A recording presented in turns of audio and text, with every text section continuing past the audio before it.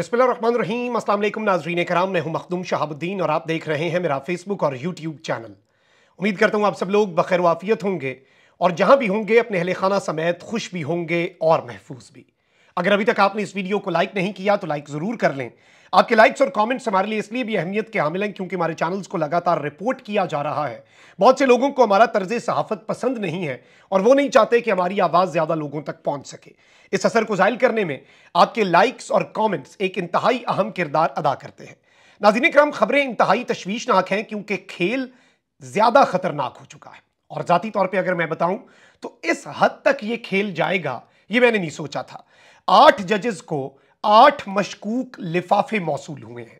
उसके बाद पूरे का पूरा सिस्टम हिल गया है, पूरे की पूरी मशीनरी हिल गई है और ये वही जज हैं जिन्होंने खत लिखा था।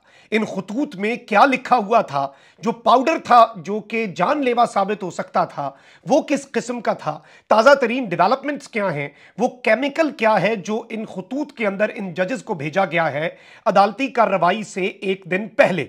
इसके साथ ही साथ बुशरा बीबी को भी जहर दिया गया। इमरान खान साहब के इस बयान के हवाले से भी कुछ चीज़ें एक्सक्लूसिवली जो आपके सामने रखनी है और इस वक्त इस्लामाबाद से बड़ी बड़ी और इंतहाई अहम तरीन खबरें जो हैं वो आना शुरू हो चुकी हैं।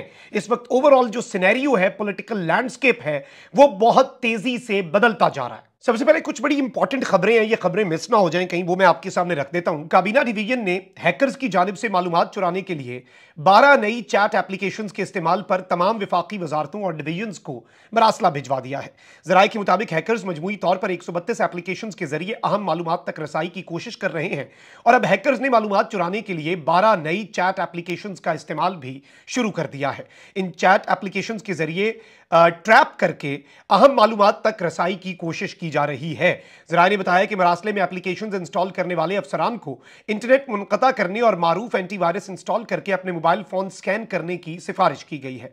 ज़राए के मुताबिक मरासले में नाकाबिल एतबार एप्लीकेशन से इंस्टॉलेशन ना करने की तजवीज़ दी गई है, जबकि अनजान वाईफाई नेटवर्क के इस्तेमाल को भी कम करने और बल्कि खत्म करने की भी सिफारिश की गई है। ये एक बड़ी तशवीशनाक डेवलपमेंट है और जाहिर बात है कि कोई डाटा ब्रीच हुआ है पाकिस्तान के, जाहिर बात है मिनिस्ट्रीज के अंदर और जो इंपॉर्टेंट तरीन लोग हैं उनके हवाले से जो चीज़ें हैं वो बहुत तशवीशनाक हैं और इन मामलात की संगीनी का इदराक होना चाहिए। और ये एक अहम डेवलपमेंट इसलिए भी है कि आखिर ये हैकिंग कौन कर रहा है, पाकिस्तान का सिस्टम क्या कॉम्प्रोमाइज हो सकता है या हो चुका है, क्या ये प्रिएम्प्टिव मेजर है या फिर सब कुछ हो जाने के बाद की भी ये बात है कि मजीद लोग इससे बच सकें।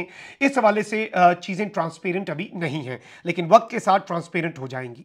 एक और बहुत बड़ी डेवलपमेंट, फैजाबाद धरना केस पर कायम होने वाले कमीशन ने अपनी तहकीकात मुकम्मल कर ली हैं और रिपोर्ट जमा कराए जाने के लिए तैयार है, जो हुकूमत और दीगर हुकाम को किसी भी लम्हे जमा करवाई जा सकती है।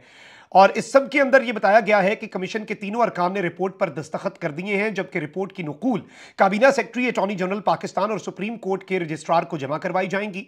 कमीशन ने उस वक्त के डीजीसी ISI जो हैं साबिक ISI के chief lieutenant general Faiz Hamid, उस वक्त के वजीर आजम शाहिद खाकान अब्बासी, उस वक्त के वजीर बराए दाखिला और दिफा एहसन इकबाल, ख्वाजा आसिफ और पुलिस अफसरान और रावलपिंडी इस्लामाबाद के सिविल इंतजामिया के अहदेदारों समेत कई हाई प्रोफाइल अफराद का इंटरव्यू किया। कमीशन को जिस सवाल का जवाब तलाश करने के लिए कहा गया था वो ये था कि क्या साबिक ISI chief lieutenant general retired Faiz Hamid के किरदार का इस सब के अंदर फैजाबाद धरने में तायुन क्या है, वो आपने करना है। कमीशन की रिपोर्ट बताएगी कि फैजाबाद धरने के पीछे जनरल फैज हमीद का हाथ था या नहीं।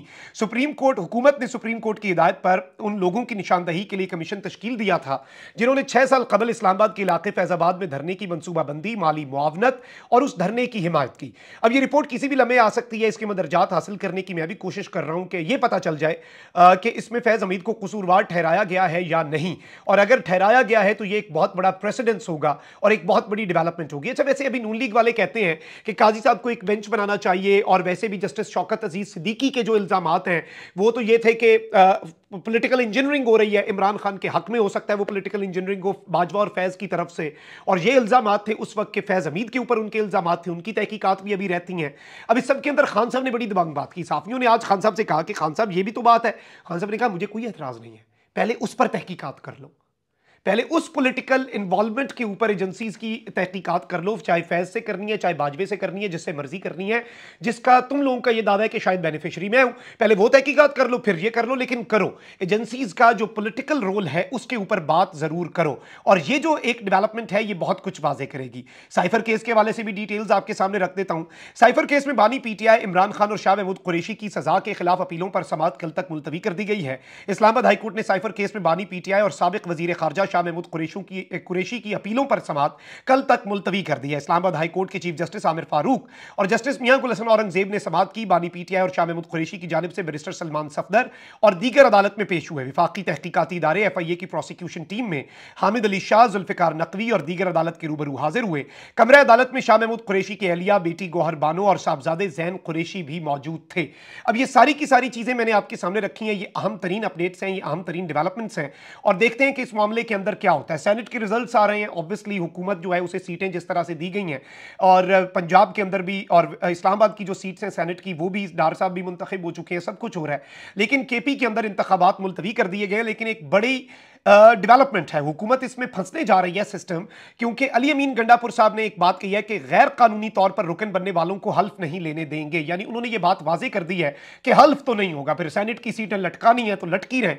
और अली अमीन गंडापुर जो है उन्होंने ये स्टेटमेंट दिया है कि हम इन गैर कानूनी लोगों को जिन्हें हमारी सीटें दे दी गई हैं हल्फ नहीं उठाने देंगे। हम किसी तौर पर अपने आईनी हुकूक पर समझौता नहीं करेंगे। अवाम ने हमें मैंडेट दिया है, हम आइन के तहफ़्फ़ुज़ के लिए हर इक़दाम करेंगे। उन्होंने कहा कि आइन की पासदारी पाकिस्तान के हर शहरी पर फर्ज है। मुल्क में बार बार आइन को तोड़ा जा रहा है। आइन में 90 रोज में इंतखाबात कराना होते हैं जो कि नहीं कराए गए, जबकि हमारे इंट्रा पार्टी इलेक्शन को मुतनाज़ा बनाकर निशान छीन लिया गया, मखसूस नशिस्तें छीन ली गई। इन्होंने कहा कि यह सारा निजाम एक रोज बेनकाब होगा। किस तरह से हमारी सीटें और किस जमात को दे दी गई, मैं वाज़ेह तौर पर कह रहा हूं, हम इस चीज का मुकाबला करेंगे, हम पीछे नहीं हटेंगे।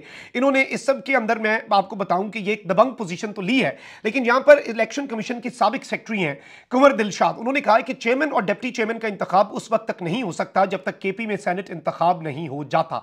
अब यह सिस्टम के लिए एक बहुत बड़ा चैलेंज है। साबिक सेक्रेटरी कुंवर दिलशाद ने कहा कि इलेक्शन कमीशन ने आर्टिकल 218 और 17 और इलेक्शन एक्ट के तहत इंतखाबात मुलतवी कर दिए। इलेक्शन कमीशन ने इसलिए सेनेट इंतखाबात मुलतवी किए क्योंकि हाउस मुकम्मल नहीं। कुंवर दिलशाद ने कहा कि 30 नशिस्तों को नजरअंदाज करके सेनेट का इंतखाब कराना आइन की खिलाफ वर्जी है, लेकिन जब तक सूबाई असम्बली में उन अरकान का हल्फ नहीं होता तब तक इलेक्शन कमीशन सेनेट का इलेक्शन मौखर रखेगा। लेकिन इंटरेस्टिंग बात यह है कि ये इलेक्टोरल कॉलेज की तो बात कर रहे हैं, तो क्या सदर का इंतखाब और वजीर आजम का इंतखाब जो कि मखसूस नशिस्तों के बगैर हुआ, क्या वो भी गैर कानूनी है? अच्छा, इन्होंने मजीद जो बात कही है वो बड़ी इंटरेस्टिंग है। इन्होंने कहा है कि जी चेयरमैन और डिप्टी चेयरमैन का इंतखाब उस वक्त तक नहीं हो सकता जब तक केपी में सेनेट इंतखाब नहीं हो जाता। ऐवाने वाला फाल रहेगा, कानून साजी भी कर सकता है। प्रिजाइडिंग अफसर में से किसी को कुछ मुद्दत के लिए चेयरमैन मुकर्रर किया जा सकता है। चेयरमैन और डिप्टी चेयरमैन सेनेट उस वक्त तक इंतखाब नहीं हो सकता जब तक सेनेट का इलेक्शन मुकम्मल नहीं हो जाता। This is a big development और ये सिस्टम के लिए एक बहुत बड़ा चैलेंज होगा। अब जरा आगे बढ़ते हैं। अहम तरीन डेवलपमेंट्स हैं। साबिक वजीर आजम पाकिस्तान और तहरीक इंसाफ के बानी इमरान खान साहब की अलिया बुशरा बीबी ने जो दावा किया और आज इस्लामाबाद हाई कोर्ट में जो हुआ उसके साथ मैं जरा इस दावे को कंबाइन करना चाहता हूं। उन्होंने कहा कि शब मेराज को मेरे खाने में टॉयलेट क्लीनर के 3 कतरे मिलाए गए। अदालत पेशी पर सहाफियों से गुफ्तगू करते हुए बुशरा बीबी ने कहा कि मुझे जेल में किसी ने बताया था कि खाने में टॉयलेट क्लीनर डाला गया, उसका नाम नहीं बताऊंगी। उन्होंने कहा कि शब मेराज को मेरे खाने में टॉयलेट क्लीनर के 3 कतरे मिलाए गए। तहकीक से पता चला टॉयलेट क्लीनर से 1 माह बाद तबीयत ज्यादा खराब होती है। मुझे आंखों में सूजन, सीने और मेदे में तकलीफ होती है। मुझे खाना और पानी भी कड़वा लगता है। साफी ने सवाल किया कि जहर वाले मामले की इंक्वायरी हुई तो आपके पास क्या सबूत है? उन्होंने कहा कि इस सब के अंदर ऑब्वियसली इस सारी की सारी सूरत हाल के अंदर इन्होंने बुशरा बीबी अब और इसके ऊपर क्या कहें, और उन्होंने कहा कि अब इसकी तहकीकात करवाई जाए। मैं कैसे सबूत इसका प्रेजेंट करूं कि मेरी बॉडी के अंदर किस चीज की कंजम्पशन है। खान साहब ने अदालत के अंदर कहा कि मेरी बीवी का आप अदालती ये हुक्म जारी करें कि शौकत खानम के डॉक्टर्स जो हैं वो इसका चेकअप करें और इसके टेस्ट करें। इस सब के अंदर इमरान खान साहब ने यह कहा है कि जी जिल्द और जुबान पर निशानात पड़ गए मेरी अहलिया के और ये सारा मामला हुआ। और खान साहब ने इसके अंदर जो बात की है, मैं इसे इस्लामाबाद हाईकोर्ट के साथ क्यों कंबाइन कर रहा हूं। खान साहब ने आज कहा कि शहबाज शरीफ के केसेस में जितने गवाह थे उन सबको पुरस्कार तरीके से हार्ट अटैक हुआ और वो सारे 1 महीने के अंदर मारे गए। यानी ऐसे जहर और ऐसी चीजें इस वक्त दुनिया के अंदर मौजूद हैं जो कि आपके हार्ट अटैक हो गया, बीमार हो गए और आपकी पोस्टमार्टम रिपोर्ट में भी नहीं आती। और इसके साथ ही साथ आप ये देखें कि हामिद मीर साहब ने एक क्लेम किया कि उन्हें एक बंदे ने आके बताया था तुम्हें वो मरवाना चाहते हैं और तुम जब मस्जिद जाते हो तो तुम्हारी जो जूती है, लेदर की जूती, उसके ऊपर कोई ऐसा केमिकल लगाया जाएगा लेदर पे जो आप कंज्यूम भी नहीं कर रहे। तुम अंदर जाओगे, जूती के ऊपर तुम्हारे वो केमिकल लगा दिया जाएगा और जब तुम्हारी स्किन का उसके साथ कॉन्टैक्ट होगा तो तुम मारे जाओगे, उसके बाद तुम मर जाओगे तिबी मौत, और वो शायद पता भी ना चले कि तुम्हारे साथ हुआ क्या है। तो इस तरह की खतरनाक चीजें भी ऑलरेडी मौजूद हैं। अब इस्लामाबाद हाई कोर्ट के 6 जजेस ने जो खत लिखा है और बाकी 2 जजेस भी हैं, इस सब के अंदर मैं आपको ये बता दूं कि इस्लामाबाद हाई कोर्ट के चीफ जस्टिस आमिर फारूक समेत 8 जजेस को मशकूक खतूत जो हैं वो मौसूल हुए हैं। जराये के मुताबिक एक जज के स्टाफ ने खत खोला तो उसके अंदर पाउडर मौजूद था। इस्लामाबाद पुलिस के एक्सपर्ट्स की टीम इस्लामाबाद हाई कोर्ट पहुंची, जबकि माहिरीन की टीम जो है वो इस वक्त भी तहकीकात में मशगूल है कि यह पाउडर क्या है। अदालती जराये ने कहा कि खत के अंदर डराने धमकाने वाला निशान भी मौजूद है। रेशम नामी खातून ने बगैर अपना एड्रेस लिखे इन जजेस को खतूत भेजे हैं। अदालती जराये ने बताया कि स्टाफ ने खत खोला तो उसके अंदर सफूफ था और खत खोलने के बाद आंखों में जलन शुरू हो गई। अदालती जराये का कहना है कि मुतासरा एहलकार ने फौरी तौर पर सैनिटाइजर इस्तेमाल किया और मुंह हाथ धोया। खत में मौजूद मतन पर लफ्ज एंथ्राक्स लिखा हुआ था। इस्लामाबाद हाई कोर्ट ने आईजी इस्लामाबाद और डीआईजी पुलिस को तलब किया। मशकूक खत एक ऐसे वक्त में सामने आया है जब इस्लामाबाद हाई कोर्ट के 6 जजेस ने चंद रोज कबल सुप्रीम जुडिशल काउंसिल को एक खत में अदालती मामलात में एजेंसियों की मुदाखलत के ऊपर मामला उठाया था और इस मामले के ऊपर पहले कमीशन बना, लेकिन सुप्रीम कोर्ट ने आज खुद नोटिस लिया है। कल 11:30 बजे इस सब के अंदर तहकीकात हैं। और मैं आपको यह भी बता दूं कि जो आज साइफर केस की समाअत के आखिर में आमिर फारूक साहब ने रिमार्क्स दिए वो भी इसी तरफ इशारा कर रहे थे। और आमिर फारूक साहब ने कहा कि हम तमाम जजेस को आज मशकूक खतूत मौसूल हुए हैं।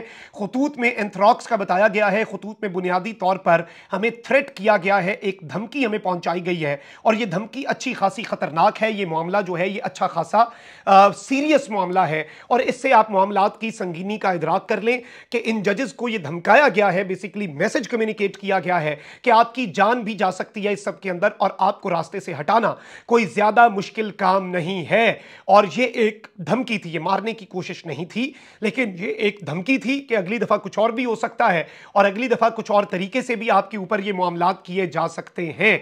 और एक ऐसे वक्त पे जब इन जजेस ने अदालत में पेश होना है, इन जजेस ने मामलात करने हैं, इन 6 जजेस के साथ साथ आमिर फारूक साहब भी, जो कि जाहिर बात है इस सब के अंदर वो एतमाद तो खो चुके हैं इन 6 जजेस का भी और मुक्तदरा के भी वो पसंदीदा समझे जाते हैं जस्टिस काजी फाइजीसा साहब और आमिर फारूक साहब। उनका इस सब के अंदर आमिर फारूक साहब को भी ये खत भेजना, यानी इसमें वो नहीं रखा गया कोई जिसे आप कहते हैं ना कि कोई ऐसी चीज बीच में डिवाइड नहीं रखी गई कि जी सिर्फ उन 6 जजेस को भेजें या फिर बाकी 2 को भेजें जिन्होंने खत नहीं भेजा। तो ये बेसिकली एक बहुत बड़ी चीज है और एक बहुत बड़ी डेवलपमेंट है और ये डेवलपमेंट किस तरफ को जाती है आने वाला वक्त बताएगा। But this is a clear warning. रेशम नामी खातून के नाम से ये खत भेजा गया, एड्रेस नहीं लिखा। ऑब्वियसली ये भी इसके अंदर भी कोई मैसेज होगा और ये भी जहां पर मैसेज पहुंचाना होगा इस नाम से भी, क्योंकि ऐसी चीजों के अंदर बहुत सोच विचार होता है और बहुत सी चीजें कोडेड होती हैं। वो डी कोड शायद वो बंदा कर सके जिसे वो खत भेजा गया या उनमें से कोई एक बंदा कर सके, ये भी एक फैक्टर आप ज़हन में रखिएगा। और ये सब कुछ जो किया गया ये बहुत ज्यादा इंपॉर्टेंस का हामिल है। कमेंट सेक्शन में राय का इजहार जरूर करें। अपना बहुत ख्याल रखें। अल्लाह निगहबान। पाकिस्तान जिंदाबाद।